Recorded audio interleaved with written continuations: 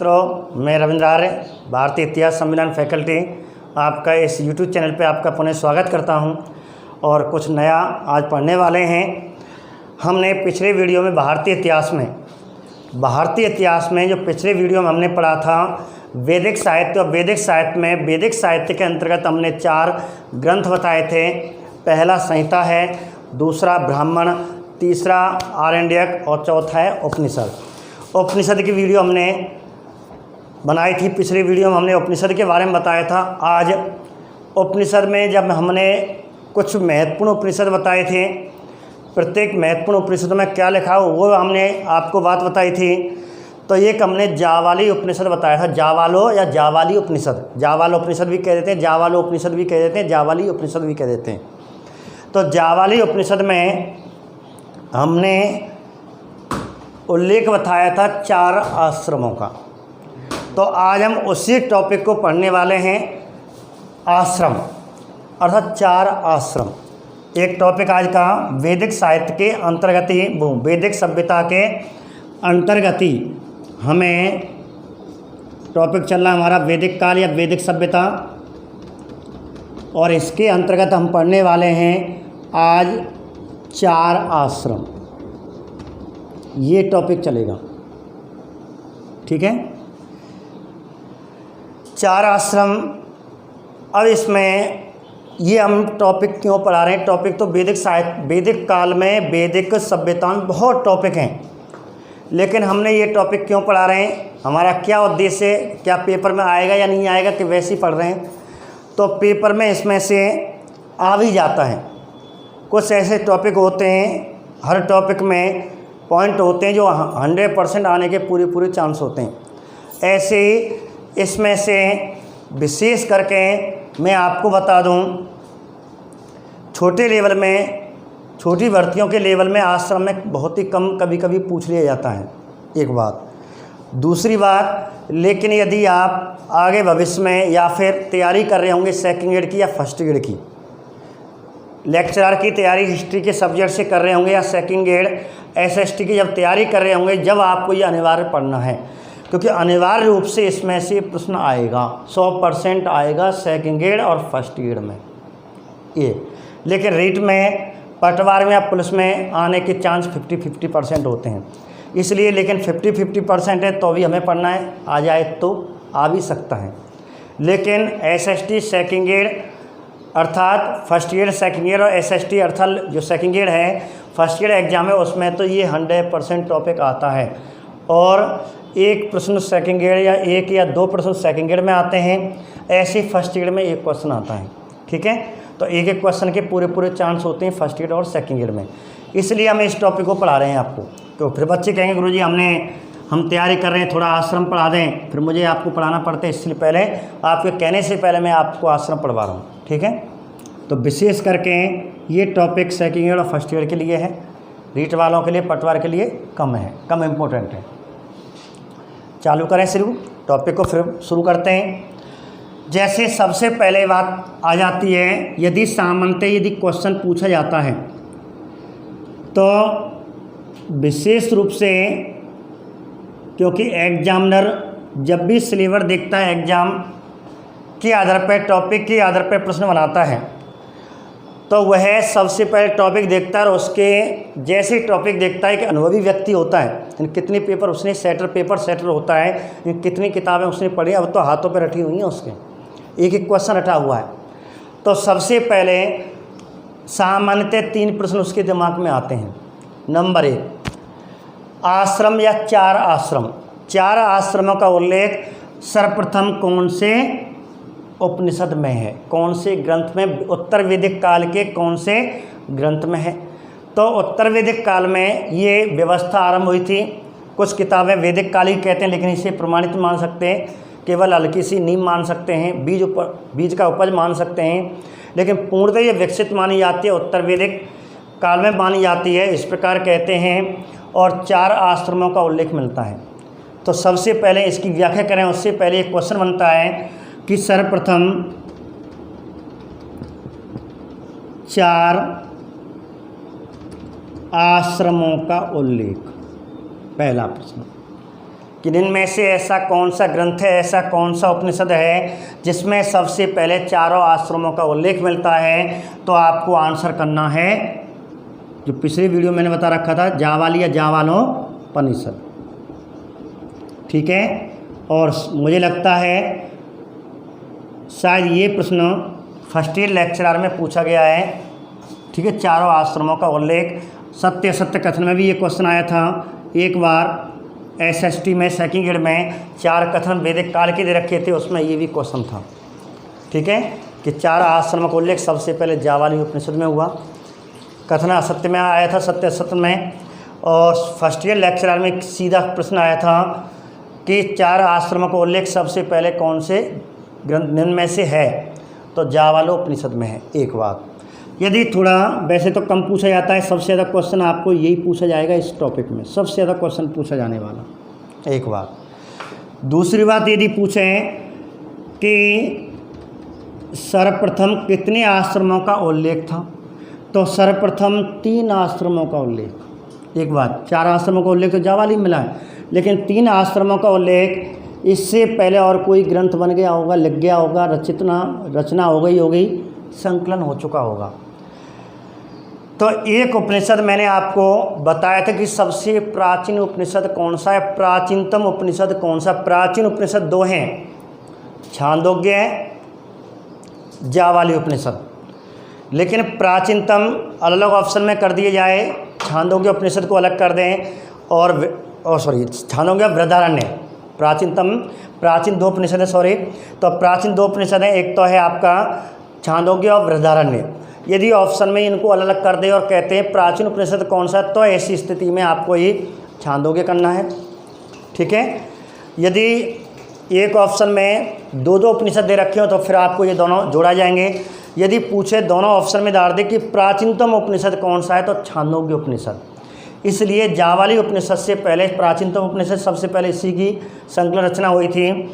इस प्रकार सबसे पहले 3 उपनिषदों का उल्लेख छांदोग्योपनिषद में है, तो आपको ध्यान रखना ये बात। ठीक है, सबसे प्राचीन उपनिषद 2 हैं, छांदोग्य बृहदारण्य, और प्राचीनतम में छांदोग्य, जिसमें सबसे पहले 3 आश्रमों का उल्लेख मिलता है। लेकिन अधिकतर प्राय यही क्वेश्चन पूछा जाता है, सबसे पहले 4 आश्रमों का उल्लेख कौन से उपनिषद में, कौन से ग्रंथ में मिलता है, तो आपको जावाली उपनिषद कर देना। एक बात।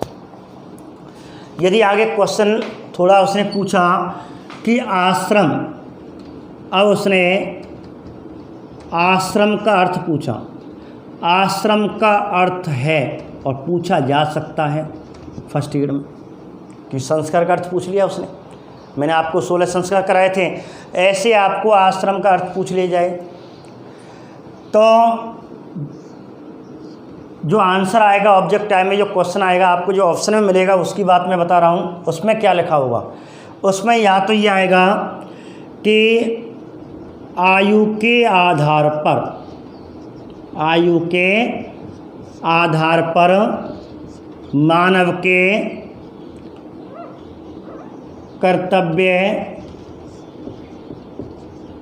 कर्तव्यों के पालन का उल्लेख। अर्थात आयु के आधार पर मनुष्य की जो कर्तव्य हैं, कर्तव्यों का पालन कैसे करेगा, तो आयु के आधार पर कर्तव्यों का पालन करना। इसका अर्थ होता है कि प्राचीन काल में कहते कि मनुष्य अपने कर्तव्य कैसे करे और किस समय पे करे, कौन सी आयु पे करे, कौन से काल में करे। तो आयु के आधार पर मनुष्य अपने कर्तव्यों का पालन करना क्या कहलाता, आश्रम कहलाता है। यदि सामान्य अर्थ की बात करें, आ प्लस श्रम, श्रम धातु है, अवसर हो गया, तो इसका अर्थ क्या होता है, श्रम करने के बाद आराम करना। श्रम करने के बाद आराम करना, सामान्य हिंदी अर्थ में बात करें। लेकिन वैदिक काल में आपको पेपर में ये पूछेगा, ये आएगा आंसर कि आश्रम का अर्थ क्या है, तो आयु के आधार पर मनुष्य अपने कर्तव्यों का पालन करना ही आश्रम कहलाता है। कि कौन कौन से काल में उसे कौन कौन से कर्तव्य करने चाहिए, क्रम बाई क्रम करने चाहिए, और उसके आधार पर उसे आश्रम कहते हैं। सामान्य अर्थ की बात करें, श्रम करने के बाद आराम करना आश्रम कहलाता है। एक बात, ठीक है। दूसरी बात, आश्रम की अवधारणा क्या है। क्वेश्चन आ जाए, शायद 11th क्लास में लिखा हुआ है कि आश्रम की मुख्य अवधारणा क्या है। आश्रम की 3 अवधारणा है, लेकिन मुख्य अवधारणा पूछे तो पहले आपको 3 अवधारणा बता रहा हूँ। जैसे क्वेश्चन पूछा जाए, और मैं ये क्वेश्चन इसलिए बता रहा हूँ क्योंकि ये क्वेश्चन 2 बार SST सेकेंड ईयर में आ चुका है। क्वेश्चन आया था वर्णाश्रम के बारे में निम्न में से नहीं है। तो 3 अवधारणा है आश्रम की, अर्थात मैं आपको वह टॉपिक पढ़ाने जा रहा हूँ उस माध्यम से कि मनुष्य कैसे जीवन व्यतीत करे। आज भी, आज की स्थिति में वैदिक काल तो था ही, लेकिन आज भी मनुष्य को अपना जीवन कैसे व्यतीत करना चाहिए। लेकिन मनुष्य इनको आयु के आधार पर अपने कर्तव्यों का पालन नहीं कर रहा है, इसलिए घरों में होते हैं झगड़े। झगड़े का कारण हमारी वैदिक नीति को ना अपनाना, हमारे समाज के आयु के आधार पर हमें कार्यों को नहीं करना। भाई कहते हैं बड़े बूढ़े कि मैया देख तू तो बड़ी बूढ़ी है गई, आराम 2 रोटी मिल रही है, यहाँ मिले आराम तो भजन को ध्यान कर। लेकिन ना दादी तो बहू चाबी चाहिए, बहू को ना देगी, ठीक है, अपना वर्चस्व रखना चाहती है, इसलिए झगड़े होते हैं। तो ये वैदिक काल में कहा गया कि भाई हमारी आयु खत्म हो चुकी है, अब बहू बेटों को परिवार संभालना है तो उनको जिम्मेदारी दें। नहीं, हमें जिम्मेदारी चाहिए, मर भी जा रहे हैं तो वो जिम्मेदारी, और यही कारण होता है। तो उसी चीज़ को मैं आज पढ़ाने वाला हूँ जो हमारी वास्तविक दैनिक जीवन में, ये हमारे पूरे जीवन में काम आने वाली वस्तु है। इसमें झगड़े ना हों, क्योंकि जिसका अधिकार है उसको अधिकार दे देनी चाहिए। इससे क्या है, घर में कोई मनमुटाव नहीं रहता, लेकिन व्यक्ति चाहता कि मेरे पे ही अधिकार रहें। नहीं, उम्र आने पर, आयु आने पर, समय आने पर उसको अधिकार सौंप देनी चाहिए। इससे क्या घर में कोई मनमुटाव ना होगा। आज जो लड़ाई का झगड़ा है सास बहू में, यही कारण माना जाता है कि व्यक्ति इसका आयु के आधार पर अपने कार्य कर्तव्यों को नहीं कर पा रहा। तो उन्हीं चीज़ों को मैं आपको अपने दैनिक जीवन में मॉरल के रूप में भी आपको बताने वाला हूँ। पहले हम ये बात कर लेते हैं कि आश्रम की अवधारणा क्या है। पहले अवधारणा 3 हैं, इन आश्रमों को क्यों बनाया गया। तो इन आश्रम बनाने के एक तो ये आधार है, तो इसी आधार पर हमने इसको 3 भागों में बांटा। 3 इसकी अवधारणा मानी। एक अवधारणा जैसे कहते हैं आयु के कर्तव्यों का पालन करना, कहने का मतलब कार्य का विभाजन, कार्य विभाजन कि कौन सा कार्य कब करना चाहिए। एक तो इसकी अवधारणा ये है। दूसरा, व्यक्ति की व्यक्तिगत नैतिकता, अर्थात हम स्वयं व्यक्तिगत हमारी नैतिकता क्या है, हमारी नैतिक शिक्षा क्या है, हमारे नैतिक कर्तव्य क्या हैं, वो हमें निर्वाह करने चाहिए। हमारे जो नैतिक है, हमारी जिम्मेदारी, वो हमें अपनी जिम्मेदारी निभानी चाहिए। दूसरे को सौंप दो। एक अवधारणा व्यक्तिगत या व्यक्तिक नैतिकता। दूसरी है हमें समाज में रहना है, तो सामाजिक नैतिकता। ये 3 अवधारणाएं, ये 3 उद्देश्य माने जाते हैं। मेन तो अर्थ ही हो गया। यदि आपको पूछे कि वर्णाश्रम या आश्रम व्यवस्था के अंतर्गत नहीं है, तो आपको ध्यान रखना ये 3 हैं। जो चौथा ऑप्शन होगा वो नहीं होगा। आपको ये तीनों याद कर लो अच्छी तरह से, ऑप्शन में यही आते हैं। व्यक्ति नैतिकता, सामाजिक नैतिकता, कार्य नैतिकता या कार्य विभाजन, और चौथा जो होगा वो आंसर नहीं होगा। 2 बार ये क्वेश्चन SST सेकेंड ईयर में आया हुआ है। एक बात। दूसरा क्वेश्चन आ जाए, निम्न में से आश्रम व्यवस्था का, आश्रम वर्ण व्यवस्था का मुख्य अवधारणा है। अब मुख्य पूछ रहा है, बात पता हो एग्जामिनर तीनों याद करके आया छोड़ा, अब इनमें से मुख्य कौन है, अब ये पूछेगा। तो मेन क्या है, तो मेन प्रत्येक व्यक्ति की बात कर रहे हैं, व्यक्ति की बात कर रहे हैं, व्यक्तिगत की बात कर रहे हैं, तो मुख्य अवधारणा क्या मानी जाएगी। तो ये 4 ऑप्शन में आ जाए। व्यक्तिगत नैतिकता मुख्य अवधारणा है, जिसमें 2 अन्य अवधारणा है, तो ये व्यक्तिगत नैतिकता मानी जाएगी। ठीक है, देखो पढ़ तो हम रहे हैं, किताबों से पढ़ रहे हैं किसी माध्यम से, लेकिन पेपर वाले के दिमाग में कौन सी खुरापात चल रही है, वो खुरापात आपको ढूंढनी है। ठीक है, और जो प्रमाण है उसी को पढ़ना है, काफ़ी उल्टा सीधा इकट्ठा नहीं करना है। हमें तो बहुत बड़ा टॉपिक बनाना हो, बाम उल्टी सीधी चीज़ हम ज़िंदगी में कभी ना आ रही, ज़िंदगी में कभी ना आने वाली, एग्जाम में वो चीज़ आपको याद नहीं करनी है। हाँ, वो चीज़ याद करनी है जो बिल्कुल अलग के लिए है और इस टॉपिक का संबंध इससे रखता है और ये हमारे लिए काम किए, उसको याद करें। ना कि हम, क्योंकि ऑब्जेक्टिव पेपर होता है, ऑब्जेक्टिव सर्वाधिक 90% पेपर हमारी भर्तियों के ऑब्जेक्टिव होते हैं, तो ऑब्जेक्टिव ही क्वेश्चन हमको तरीका याद करना है, कहीं हमें लिखित नहीं करना है। आइए सारे इसकी बात करेंगे मेन के पीछे। पहले तो प्री तो पास है जाए, ये प्री के प्रश्न है। कोई भी प्री एग्ज़ाम हो, एक कोई भर्ती, बहुत सी भर्तियों 2 एग्ज़ाम होते हैं, बहुत सी भर्तियों में 1 एग्ज़ाम होता है। तो प्री जो पहले पेपर होता है, मेन जीके का पेपर होता है, उसके आधार पर ये टॉपिक हैं आपके। ठीक है, देखो हमारी क्लास पढ़ने का आप भी स्वयं सेल्फ स्टडी करते हैं, लेकिन थोड़ा सा कहते हैं कि बिना गुरु के कोई ज्ञान नहीं बढ़ता। भाई स्वयं आप कितना भी पढ़ लें, लेकिन गुरु तो बनाना ही पड़ेगा। श्री कृष्ण ने, हर कोई व्यक्ति ने अपना अपना गुरु बनाया, क्योंकि भाई हम ठीक है चल रहे हैं, लेकिन कोई गलती है तो उसको हमें कैसे निकालना है, हमें क्या नहीं पढ़ना है। जैसे कहते हैं सूप होता है, अनाज होता है, अनाज हम लेके आए और इस प्रकार हमें अपना आटा पीसना है, लेकिन आटा पीसने से पहले उस अनाज को भी सूप से क्या अलग किया जाएगा। क्यों अलग का मतलब है, जो हमारे काम की ना बने तो नीचे गिर जाएंगे, जो काम का है, अर्थात जो अनावश्यक चीज़ें वो हटानी है। तो जो अनावश्यक चीज़ों को हटाना सीख गया, ये मानो सफलता आपके कदमों में आने वाली है। ये है पढ़ने का तरीका, ना कि उल्टी सीधे क्वेश्चनों को, उल्टी सीधी लाइनों को उसमें ऐड करती जाओ। अब ज़्यादा हम उल्टी सीधी लाइनों को ऐड करेंगे, जो आने वाला क्वेश्चन वो तो नीचे है दबगो, और ऊपर वाले वैसे ही खुरापात, जो खुरापात वाक्य होते हैं वो ऊपर आएंगे और ज़िंदगी में आगे बारे ना। इसलिए आप तो उनको ऊपर लाओ जो आने वाले हैं, बाकी सब ने दबा दे नीचे, वो विंगत कर दो, कोई मतलब नहीं है पढ़ने का। तो ऐसे आपको ध्यान रखना ऑब्जेक्टिव के हैं। ये आपको ध्यान रखना व्यक्तिगत, तो मुख्य कौन सा, मैं हमेशा जब भी नंबर 1 पे लिखाता हूँ, यदि आपको मैं नहीं बता पाऊँ और आपको 3 टॉपिक मैंने लिखा दिया, उसमें महत्वपूर्ण है मुख्य पूछ लिया, तुम तो नंबर 1 वाले कर आया करो, कि मैं क्रमबद्धता से लिखाता हूँ हमेशा। इसके बाद ये ना हो तो ये ना हो तो ये, तो ऐसे करके हैं ये। ठीक है, तो आयु के आधार पर कर्तव्यों का पालन करना, इसका मेन आश्रम का मेन अर्थ माना जाता है। यदि एक शब्द में भी क्वेश्चन आपको दे दे, ठीक है, एक में केवल आश्रम का अर्थ है, एक शब्द में भी आजकल एक, जैसे कहते हैं हिंदी में देते हैं, एक वाक्य देते हैं, इसका एक शाब्दिक अर्थ बताइए। तो यदि आपको ये ना आए तो ऑप्शन में ये नहीं आए, तो आपको ध्यान रखना इसका आंसर आएगा परिश्रम करना। जबकि अर्थ लग जा रहा है, लेकिन आपको यदि एक शब्द में आ जाए परिश्रम करना, परिश्रम का मतलब समय समय पे, आयु के आधार पे, समय काल के आधार पे परिश्रम करते जाओ और आपका जीवन सफल हो जाएगा। आपका कार्य, आपका जो जीवन शैली है, आपके जो संस्कार हैं समाज में, वो संस्कार नियमित बने रहेंगे। कहते हैं संस्कारवान बनिए।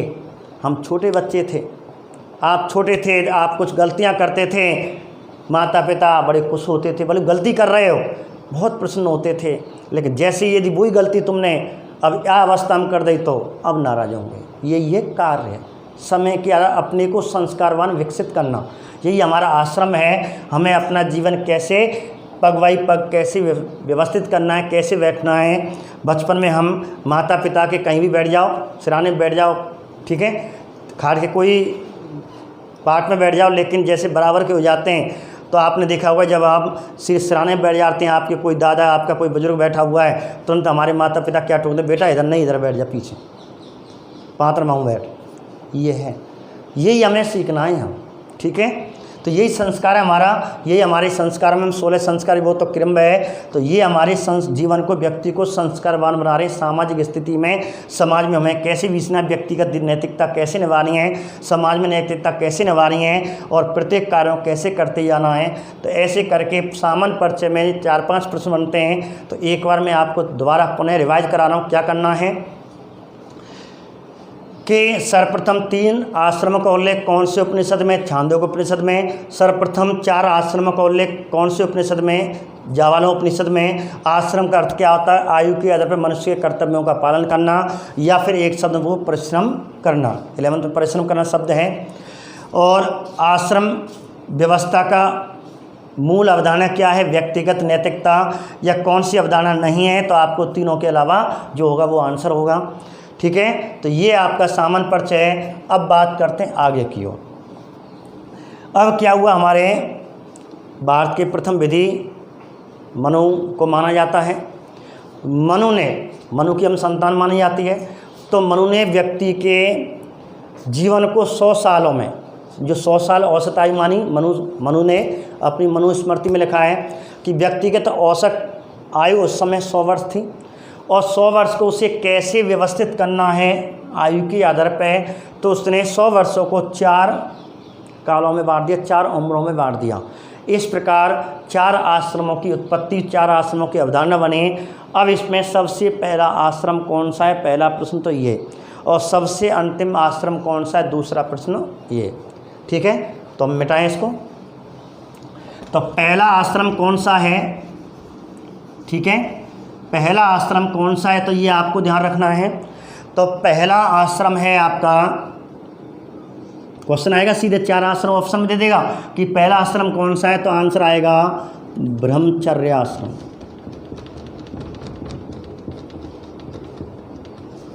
एक बार, तो पहला आश्रम ब्रह्मचर्य आश्रम और अंतिम आश्रम संन्यास आश्रम। या चारों आश्रमों का सही क्रम क्या है, तो सबसे पहले ब्रह्मचर्य आश्रम, दूसरा गृहस्थ आश्रम, तीसरा आपका वानप्रस्थ आश्रम, चौथा संन्यास आश्रम। सबसे पहला आश्रम ब्रह्मचर्य, चौथा संन्यास। एक बात, ठीक है। तो आगे बात करें, या फिर पूछ लिया, 4 ऑप्शन में डाल दिए, सबसे महत्वपूर्ण आश्रम, सबसे सर्वश्रेष्ठ आश्रम बताइए इसमें चारों में से। ऑप्शन सुने, पहला ब्रह्मचर्य आश्रम होता है, दूसरा आपका नियमित गृहस्थ आश्रम, तीसरा वानप्रस्थ और चौथा संन्यास। अब ऑप्शन में दिया सर्वश्रेष्ठ आश्रम कौन सा है, सबसे महत्वपूर्ण आश्रम कौन सा है, तो बताइए इस चारों में से क्या होना चाहिए। नॉर्मल सा क्वेश्चन है, तो ध्यान रखना, सबसे सर्वश्रेष्ठ आश्रम जो माना जाएगा वह गृहस्थ आश्रम माना जाएगा, वही श्रेष्ठ आश्रम माना जाएगा, सबसे श्रेष्ठ आश्रम है। क्यों है, मैं अभी आपको व्याख्या बताने वाला हूँ। तो आज हम पहले चर्चा करते हैं ब्रह्मचर्य आश्रम में से क्या प्रश्न बनते हैं, इनके बारे में बात करते हैं। ठीक है, देखिए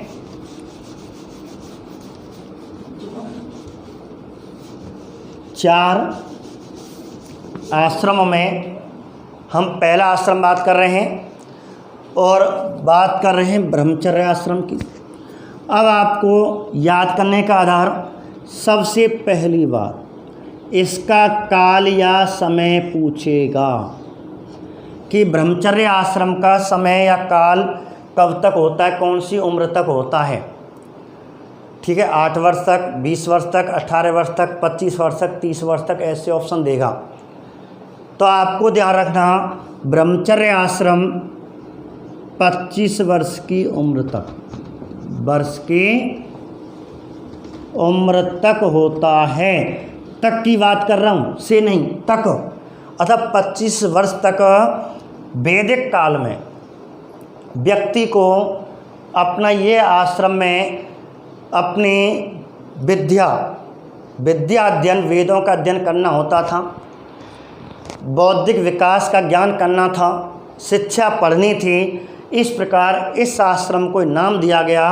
तो ये आश्रम कैसा है, इस आश्रम को क्या नाम दिया गया, तो इस आश्रम को कहते हैं कि शिक्षा एवं संस्कारों का काल। किस आश्रम को शिक्षा एवं संस्कारों का काल कहा जाता है। ठीक है, हमें वही शब्द पढ़ाने हैं, वही शब्द हमें पढ़ने हैं जो हमारे पेपर में आएंगे। हमें अपनी तरफ से कोई शब्द नहीं है। जो हमारा ये प्राचीन ग्रंथ कहते हैं, वही प्राचीन ग्रंथ के बाद के ऑथर पे ही किताबें बनती हैं।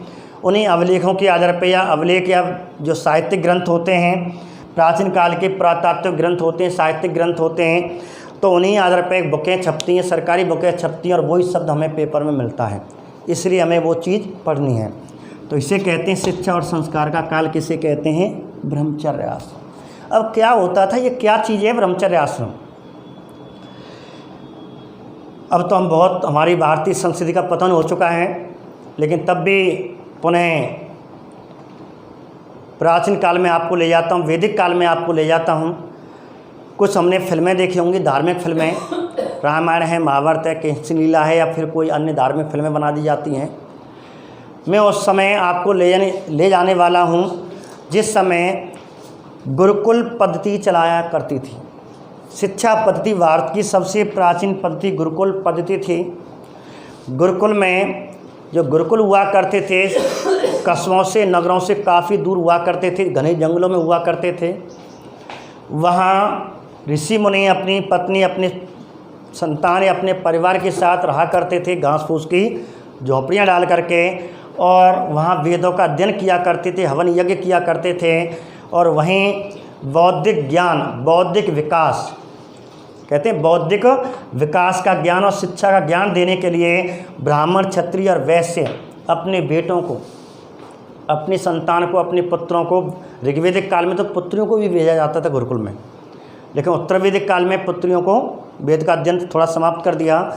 और इस प्रकार कहते हैं, और यही वो काल था, यहाँ कहते हैं कि बालक, ब्राह्मण का बालक, क्षत्रिय, वैश्य, लेकिन शूद्र का बालक को वेद अध्ययन का कोई, ब्रह्मचर्य आश्रम में प्रवेश करने की कोई अनुमति नहीं थी, उपनयन संस्कार का कोई अनुमति नहीं थी, वेदों का अध्ययन करने की कोई अनुमति नहीं थी, ये उसमें लिखा हुआ है। इसी आधार पर कहते हैं कि, और ऐसे करके अब क्वेश्चन आ जाए, इसका मेन उद्देश्य क्या है कि ब्रह्मचर्य आश्रम क्यों हुआ करता था, इसका यदि मेन उद्देश्य पूछ लिया जाए तो मेन उद्देश्य पूछ लिया, इसका मेन उद्देश्य क्या था, तो ध्यान रखना इसमें बालकों या बालक के बौद्धिक विकास का ज्ञान व शिक्षा देना, इसका, इस आश्रम का मेन उद्देश्य ये था। गुरुकुल में जो प्रवेश दिलाया जाता था वो बौद्धिक, बच्चे के बौद्धिक विकास के लिए, इसका बौद्धिक विकास हो, शिक्षा हो, और बौद्धिक विकास होगा तो संस्कार ही अपना आप ही विकसित होगा। इसी उद्देश्य से कहते हैं मनु ने मनुष्य के जीवन को 4 आयु के आधार पर, समय के आधार पर 4 भागों में बांटा, जिसे 4 आश्रम कहते हैं। इस प्रकार काल हो गया, कहने का मतलब है ब्रह्मचर्य आश्रम 25 वर्ष की उम्र तक होता है। दूसरा, ब्रह्मचर्य आश्रम शिक्षा और संस्कार का काल कहलाता है। दूसरी बात, ब्रह्मचर्य आश्रम का मुख्य उद्देश्य बालक के बौद्धिक विकास, ये ज्ञान व शिक्षा का देना होता है, अर्थात मेन अवधारणा ये है। अब बात करते हैं, चलो आगे क्वेश्चन बनता है। अधिकतर क्वेश्चन मैं आपको नीचे बता रहा हूँ, बहुत ज़्यादा बनता है। और सेकेंड ग्रेड में कोई बच्चा यदि संस्कृत डिपार्टमेंट में एग्ज़ाम संस्कृत विषय से देने वाला हो, या हिंदी सब्जेक्ट में, हिंदी विभाग में संस्कृत से अपना सेकंड ग्रेड की तैयारी कर रहा हो या फर्स्ट ग्रेड की तैयारी कर रहा हो, तो मैं कहता हूं कि आश्रम संस्कृत डिपार्टमेंट हो या हिंदी डिपार्टमेंट हो, संस्कृत के सब्जेक्ट का पेपर हो, तो इसमें से आश्रम 100% एक प्रश्न आता, देख लेना।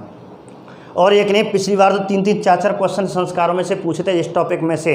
आपका संस्कृत डिपार्टमेंट की बात कर, संस्कृत सब्जेक्ट की बात कर रहा हूँ, ये तो इतिहास पढ़ा ही रहा हूँ मैं, हिस्ट्री का SST पढ़ा रहा हूँ, लेकिन मैं संस्कृत की भी बात कर रहा हूँ। तो संस्कृत वाले बच्चों को कहने का मतलब है, जो संस्कृत से अपना फर्स्ट ईयर सेकंड ईयर की तैयारी कर रहे हैं, उनको भी ये पढ़ना है। इधर रीड की बात करें तो संस्कृत लैंग्वेज होती है, उसमें भी ये क्वेश्चन आपको पूछा जा सकता है, इसलिए आप विशेष करके ध्यान रखें इसको। ये हमारा हिस्ट्री और संस्कृत सब्जेक्ट दोनों से संबंध रखने वाला टॉपिक है, ठीक है। चलो ठीक है भाई, ये बात हो गई। इसलिए अब प्राचीन काल में माता पिता हुआ करते थे और हमारा बालक बड़ा हो गया, अब हमें बालक को बौद्धिक विकास चाहिए, हमें बालक को संस्कार बनाना है, बालक की पढ़ाई का समय आ गया, प्रवेश कराए जाते हैं।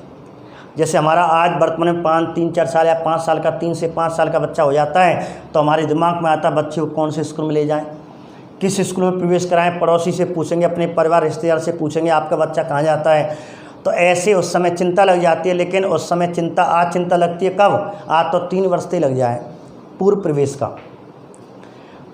का। लेकिन हमारे भारतीय संविधान के तहत तो 6 वर्ष की उम्र में पहला प्रवेश माना जाता है, पहली कक्षा में प्रवेश की अनुमति दी गई है, संविधान तो कहता कानून। लेकिन भारतीय सरकार ने कुछ उसमें रियासत दी, थोड़ी सी छूट दी और वर्तमान में 5 वर्ष कर दिया है। लेकिन निःशुल्क शिक्षा का अधिकार के तहत, ठीक है, 86वें संविधान संशोधन 2002 के तहत निःशुल्क शिक्षा अधिकार के तहत उसमें 6 आई थी, लेकिन अभी छूट थोड़ी 1 साल की उसमें दे दी है। 1 साल अर्थात 5 साल का बच्चा पहली क्लास में प्रवेश दिया जा सकता है। सरकारी स्कूल में 5 साल से कम के बच्चे स्कूल में प्रवेश नहीं कराए जाते, ये हमारा कानून कहता है। तो ऐसे उस समय भी कानून बना हुआ था। उस समय कानून बना हुआ था कि बच्चे को कौन सी उम्र में गुरुकुल में प्रवेश कराया जाए, और इस प्रकार प्रवेश कराने के जब गुरुकुल में प्रवेश कराया जाता था उसकी प्रवेश की पहला संस्कार कहा जाता है कि प्राचीन काल में 16 संस्कार थे, जो मैंने आपको पिछली वीडियो में बता दिए 16 संस्कारों के बारे में।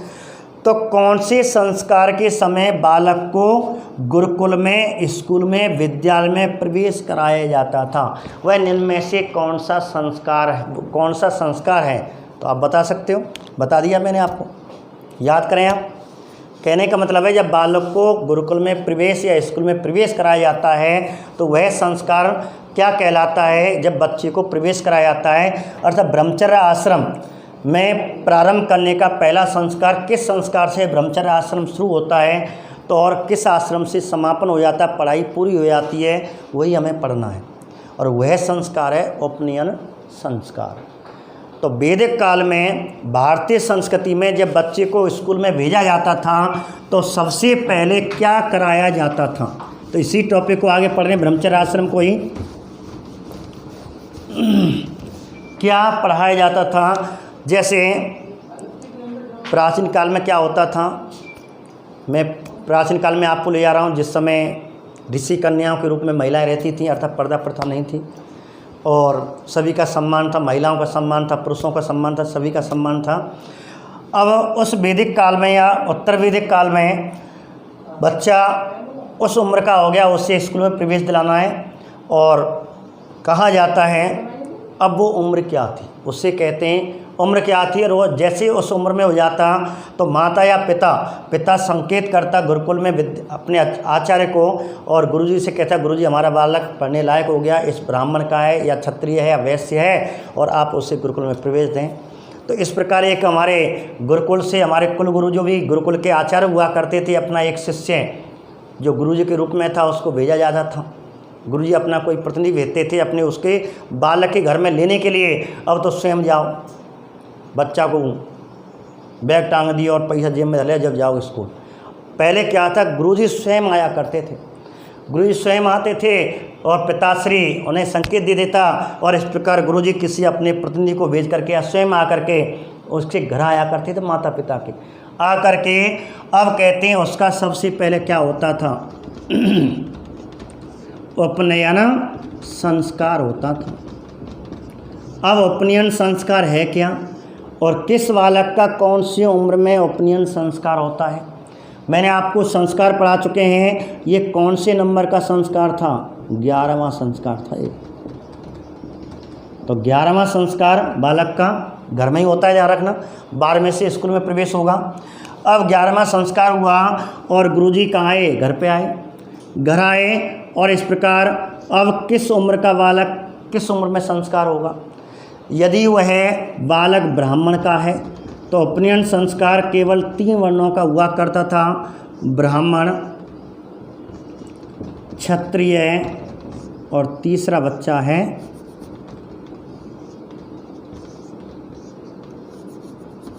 वैश्य। तो किस बालक का उपनयन संस्कार नहीं होता था? तो किस बालक का? शूद्र का। अर्थात शूद्र को उपनयन संस्कार की अनुमति नहीं थी, गुरुकुल में प्रवेश की अनुमति नहीं थी, वेद के अध्ययन की अनुमति नहीं थी वैदिक संस्कृति के अनुसार। ठीक है, थोड़ा इसका भी विरोध हुआ था आगे जाकर के, इसलिए जैन और बौद्ध धर्म पनपा था। वैदिक काल का पतन होने का कारण यही था। थोड़ी सी उसमें क्या है, निम्न वर्गों को हीन भावना की दृष्टि से तो नहीं था, लेकिन कुछ पौराणिक ग्रंथों के माध्यम से इसे हीन भावना की दृष्टि से व्यवस्थित कर दिया। तो ब्राह्मण, क्षत्रिय और वैश्य इन तीनों का उपनयन संस्कार, जैसे यदि वह बालक ब्राह्मण है तो गुरुकुल में प्रवेश होगा, पहले प्रवेश करने से पहले उपनयन संस्कार। उपनयन संस्कार का मतलब मैंने क्या बताया था? यज्ञोपवीत, जनेऊ, देसी भाषा में कहते हैं जनेऊ, जनेऊ पहनाना, जिसे कहते हैं यज्ञोपवीत संस्कार। यज्ञोपवीत संस्कार उपनयन संस्कार का ही हिस्सा है। अर्थात यज्ञोपवीत संस्कार उपनयन संस्कार के अंतर्गत किया जाता है। जनेऊ अर्थात एक कहते हैं धागा, सूत का, ऊन का जो भी है, और उसे पहनाए जाते थे। और आप जानते, मैंने बताया था जनेऊ में कितने धागे होते हैं? 3 धागे होते हैं। कितने धागे होते हैं? अब 3 क्यों डाल रहे हैं? क्या मतलब पढ़ रहा हूँ इन 3 अंत, क्या अर्थ है इनका? इनका अर्थ यही बताऊंगा मैं आपको। जैसे गुरुजी आए, ब्राह्मण का बालक है, और कब आएंगे? जब बालक 8 वर्ष का होगा तो ही होगा गुरुकुल में प्रवेश की अनुमति।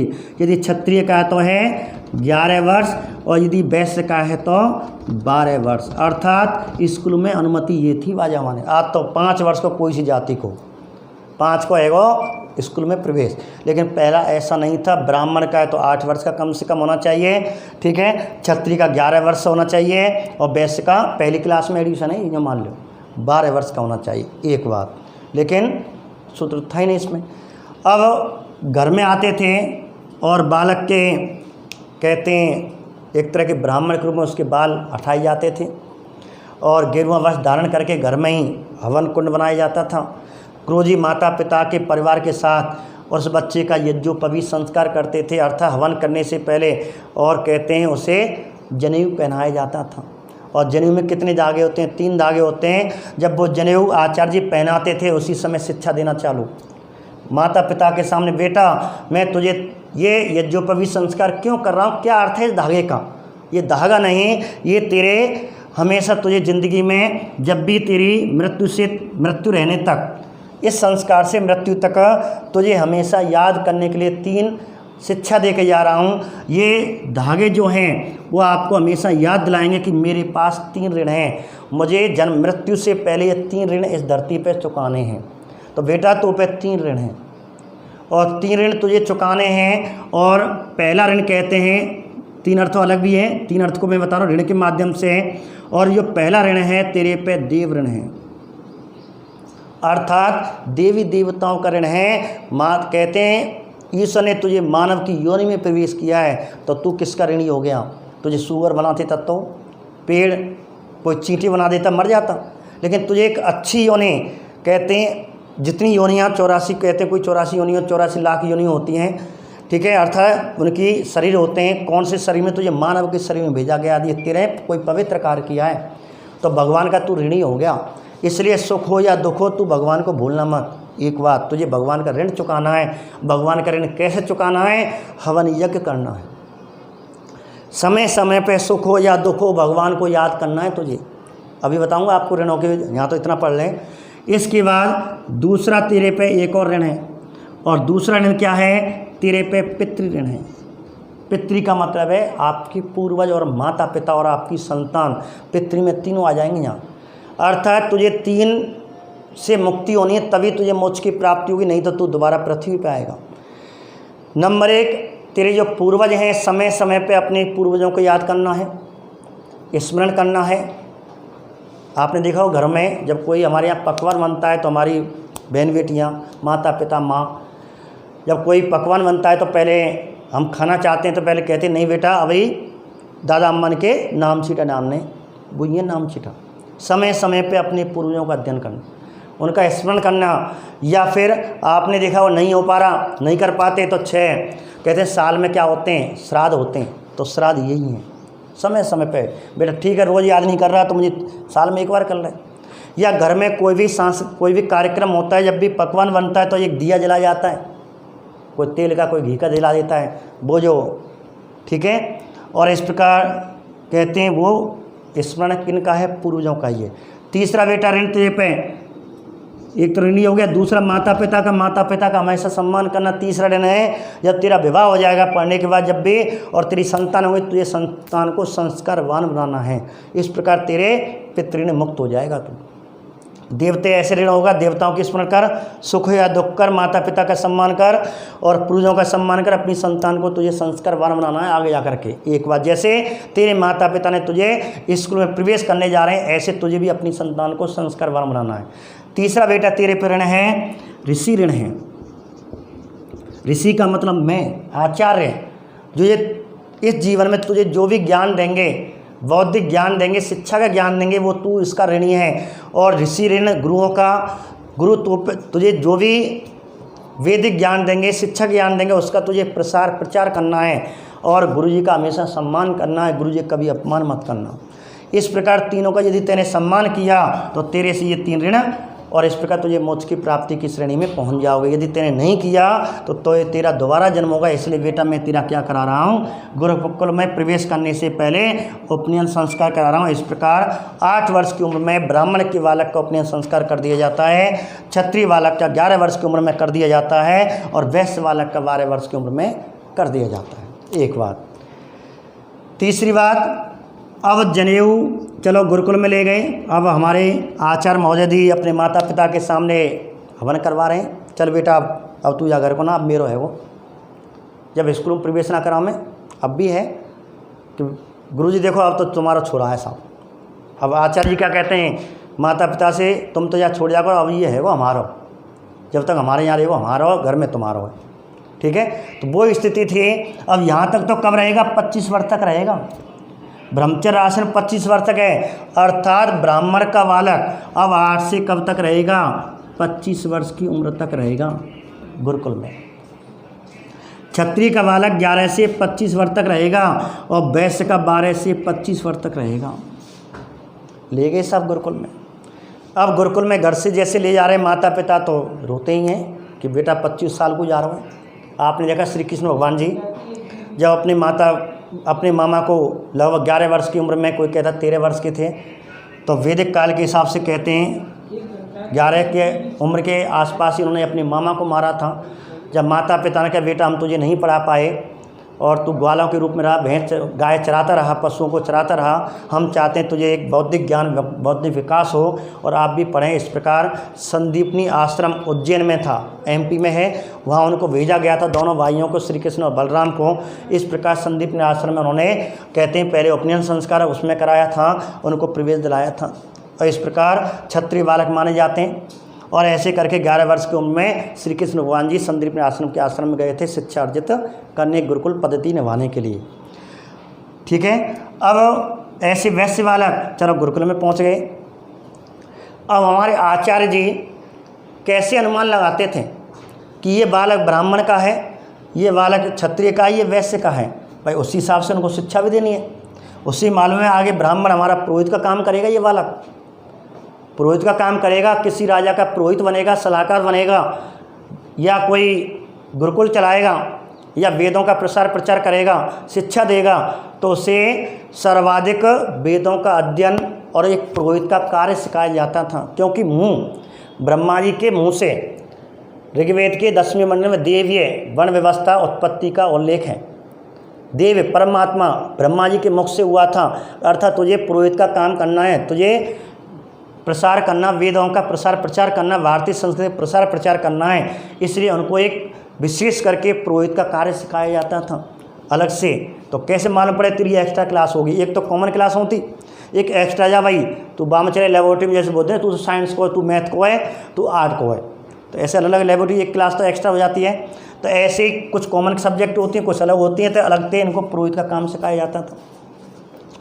क्षत्रिय का कि बेटा अब तेरी एक्स्ट्रा क्लास का ही चली, अस्त्र शस्त्र की चलेगी, तो ये अस्त्र शस्त्र चलाने। ऐसे करके अस्त्र शस्त्र का ज्ञान दिया जाता था गुरुकुल में ही, हमारे गुरुजी दिलाते थे। बेटा देख तुझे तो कृषक वर्ग का कार्य करना है, व्यापारी वर्ग का कार्य करना, चतुरता दिखानी है तुझे, तो तुझे अपना व्यापार कैसे सफल करना है, अपना व्यापार कैसे उन्नत करना है, तो तुझे उसका ज्ञान सिखाना है। चल खेती बाड़ी के बारे में सिखाया जाता था इसी वैश्य को, सब ज्ञान कृषि वर्ग के बारे में ज्ञान जानकारी, और कृषि का उल्लेख ऋग्वेद के 4थे मंडल में है। ठीक है, अब लेकिन गुरुकुल में कैसे पतो पड़ती, वहाँ तो सब टाँट छिले रहे थे, छुट्टियाँ होती, गेरुआ कपड़े जनेऊ पहन रखें और कहते गेरू कपड़े थे। अब कैसे मालूम पड़ते थे, और वो मालूम पड़ती थी जनेऊ से। आपस में बालक पहचान जानते थे, तुम क्षत्रिय, तुम ब्राह्मण, तुम वैश्य हो। और जनेऊ कैसे था, तो जनेऊ का प्रकार अलग अलग था, उम्र भी अलग अलग है, जनेऊ का प्रकार भी अलग अलग है। अब जनेऊ कैसा था, तो जनेऊ के बारे में बात बताऊँ। इनका जो जनेऊ था, ठीक है, और कहते हैं कि सन का जनेऊ, एक सूत का जनेऊ, एक ऊन का जनेऊ। तो ये सूत का जनेऊ था, इसका सन जो खाट बनेगा हमारी, ये सूत कपास जो आज बाज़ार में ये मिलता है, ये नहीं मिलते, और इनका था ऊन का। और हमारे ऋषि मुनि हमारे आश्रम में ये आचार्य जी थे, हमारे आचार्य से इनसे ये पहचान लिया करते थे। ठीक है, एक बात। पहचान लेती है, उनको अध्ययन कराया जाता था और इस प्रकार अध्ययन हुआ करता था। अब पढ़ रहे हैं, ब्रह्मचर्य आश्रम चल रहा है, अब 25 वर्ष तक की उम्र तक चल रहा है, 8 से 25, 11 से 25, 12 से 25 तक, ठीक है, पढ़ रहे साहब। अब वह समय आया जब वो 25 वर्ष के हुए, वेदों का अध्ययन इसमें करा दिया उनको, ठीक है। अब वेदों का अध्ययन करा दिया, इस प्रकार कहते हैं। अब इनका अंतिम, ये तो प्रारंभ हो गया, तो एक क्वेश्चन तो ये बन गया, ब्रह्मचर्य आश्रम का प्रारंभ किस संस्कार से होता था? उपनयन संस्कार थे। अब आ जाओ समापन, पढ़ रहे हैं 25 वर्ष के हो गए, ठीक है।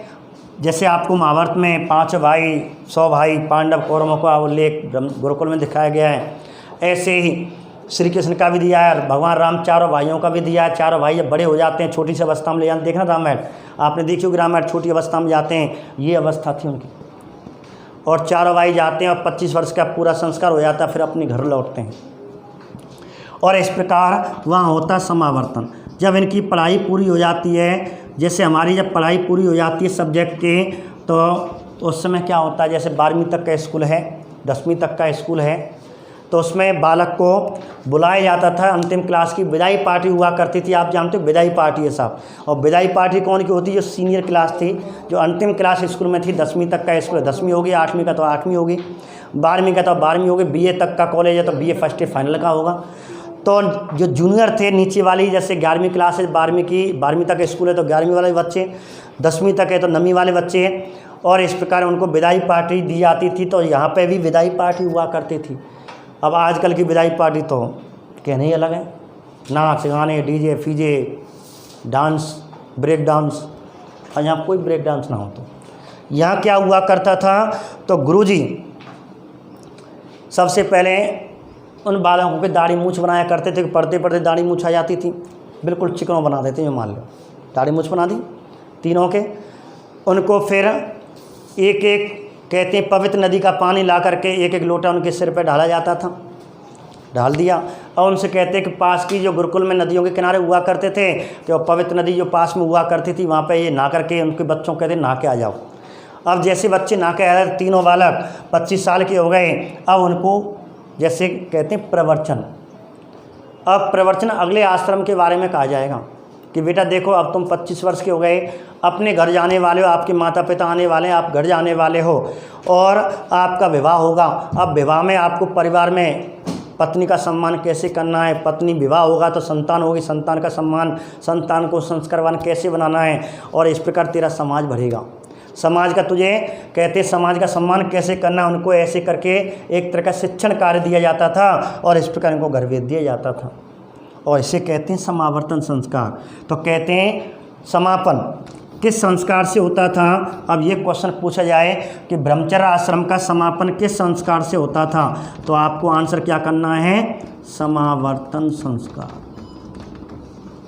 और आप बता सकते हो समावर्तन संस्कार कौन से नंबर का था। 16 संस्कारों में उपनयन संस्कार 11वें नंबर का था, और मैंने आपको पिछले वीडियो में बताया था समावर्तन संस्कार कौन से नंबर का, 14वां संस्कार था ये। तो इस प्रकार ब्रह्मचर्य आश्रम में 11वां संस्कार, 12वां संस्कार, 13वां संस्कार और 14वां संस्कार का संबंध किससे है, ब्रह्मचर्य। क्यों ब्रह्मचारी तो घर से बने यार, छुट्टियाँ 12 देखो, तो 11, 12, 13 और 14 ये 4 संस्कार कौन से आश्रम में किए जाते थे, ब्रह्मचर्य आश्रम में किए जाते थे। अब थोड़ी मैं बात बता दूं, ठीक है, पढ़ने वाला बच्चा ब्रह्मचारी हो गया, लेकिन ठीक है पढ़ाई हो गई, जाओ बेटा घर जाओ। गुरुकुल लड़कियां भी हुआ करते थे, लड़के भी होते थे। अब एक लड़का खड़ा हो गया, गुरुजी मोर घर ना जानो, मैं तो और अध्ययन करूँगा, तुम्हारे चरण में अध्ययन करूँगा, तुम्हारे चरणों में समर्पण हो जाऊँगा, मुझे ब्याह फ्याह ना करना, वो गृहस्थ में ना जानो। तो ऐसा आजीवन अविवाहित रह करके आजीवन शिक्षा अर्जित करने वाला व्यक्ति पुरुष क्या कहलाता था, नैष्टिक कहलाता था। और यदि कोई लड़की होती कि गुरुजी मुझे घर नहीं जाना, मुझे विवाह नहीं करना, मुझे तो आजीवन शिक्षा अर्जित करनी है और मैं आपके गुरुकुल में रहना चाहती हूँ, तो वह लड़की क्या कहलाती थी, वह लड़की ब्रह्मवादिनी कहलाती थी। अर्थात आजीवन विवाह ना करके जीवन भर शिक्षा अर्जित करने वाली लड़की को ब्रह्मवादिनी कहती थी। और लड़का जो घर नहीं आता था, अर्थात शिक्षा आजीवन ब्रह्मचर्य आश्रम रह करके विवाह नहीं करता था, आजीवन शिक्षा अर्जित करता रहता था, उसे नैष्टिक कहा जाता था। ठीक है, एक बात। अब एक कह रहा हूँ ठीक है घर चला गया, लेकिन घर पहुँच गया, लेकिन वहाँ ने ब्याह ही नहीं करो आजीवन, मुँह ना करना सब ब्याह करवाएं तो मने कर दी, मैं तो समाज सेवा करूँगा, घर में रहूँगा। तो उसे खट बारूद कहते थे। उस बालक को खट बारूद, घर तो पहुँच गया, गुरुकुल तक गया, ब्रह्मचर्य वो अध्ययन नहीं कर रहा है, घर पहुँच गया, लेकिन उसने माता पिता से परिवार से मने कर दिया मुझे नहीं विवाह करना, आजीवन कुंवारा रहूँगा। रड़ुआ देसी भाषा में घर में कहें रड़ुआ रहेगा, वहाँ घर को घर पहुँच गया, लेकिन रड़ुआ बड़ुआ है वो, और उसे प्राचीन काल में खट बारूद कहा जाता था। ठीक है, और ये हो गया, तो ये आपको ध्यान रखना है। ऐसे एक अमाजो आजीवन विवाह ना करना, ऐसी एक लड़की हुआ करती थी। अब लड़की होती है, अब एक लड़की तो कह रही ठीक है सब मैं अर्जित करके, एक लड़की ने मना कर दी मैं तो तुम्हारे यहाँ रहूँगी, तो वो तो नेस्टिक हो गई, वो लड़की तो वहीं रह गई, गुरुकुल में रह गई, और पढ़ना है मुझे तो 25 से ऊपर पढ़ना है, आजीवन पढ़ना है। मैं अविवाहित रह करके गुरुकुल में रह रही है, कुंवारी कन्या के रूप में रह रही है, वेद अध्ययन करी, वो नेस्टिक हो गई। अब ये कह रही ना तो सब मैं तो घर जाऊँगा, मैं तो ब्याह करूँगी, उसे कहते हैं साधो वधू, अर्थात घर गृहस्थ आश्रम प्रवेश करके ब्याह कर लियो। अब ये कह रहे हैं कि घर तो पहुंच गई, लेकिन घर वाले तो कह दी मैं वो ब्याह ना करना, जैसे खटवारू लड़का ने मने कर दी, वो खटवारू लड़का कह रहा है वो कि मैं ब्याह ना करना, रड़ुआ रहना। ऐसे ही घर पहुँच गए, गुरुकुल से घर पहुँची, घर वालों से मने कर दिया, उस लड़की ने मुझे विवाह नहीं करना है, मुझे समाज में रहना लेकिन मैं विवाह नहीं करना है। अब वो लड़की क्या कहलाई है? तो वैदिक काल में उस लड़की को क्या कहा जाता था? उससे कहते अमाजू, अर्थात आजीवन अविवाहित रहने वाली कुंवारी कन्या, वो अमाजू कहलाती थी। तो ऐसे करके 3 तरह के मैंने आपको ब्रह्मचर्य वाले व्यक्ति बताए। जब कहते हैं कि जब ब्रह्मचर्य गुरुकुल में रह रहा तो वो ब्रह्मचारी कहलाएगा, और आजीवन गुरुकुल में अध्ययन ही करते रह रहा वो नैष्टिक कहलाएगा, और जो कहते हैं शादी कर रहा है, शादी करने से मना कर दिया, शादी करने से मना कर दिया, वो खटवारूद कहलाएगा। और मैं तो शादी करूँगा, वो शादी कर लें तो बात क्या कहते हैं, उससे कहते हैं उपकृपाण, उपकृपाण नाम का।